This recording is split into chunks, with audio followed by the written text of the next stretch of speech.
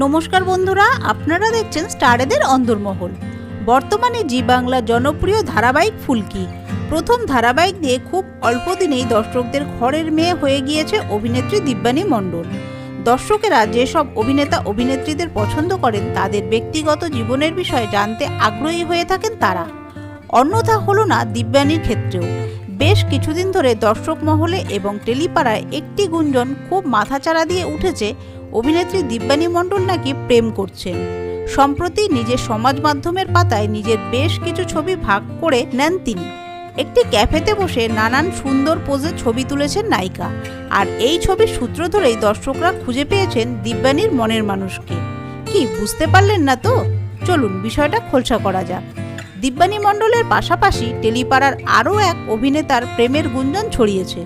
তিনি হলেন ঋষভ চক্রবর্তী, যাকে আমরা নিমফুলের মধুতে পর্ণার ভাই পিকলুর চরিত্রে দেখতে পাচ্ছি। যে রেস্তোরাঁয় দিব্যানী মণ্ডল গিয়েছিলেন সেই একই দিনে ওই একই রেস্তোরাঁয় নিজের ছবি পোস্ট করেছিলেন ঋষভ। আর দুজনের ছবির লোকেশন থেকে দর্শকরা অনুমান করে নেন প্রেম করছেন ঋষভ দিব্যানী। তবে এখনো অবধি এই বিষয়ে দুজনের কেউই মুখ খোলেননি।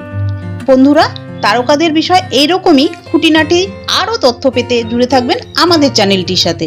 ধন্যবাদ।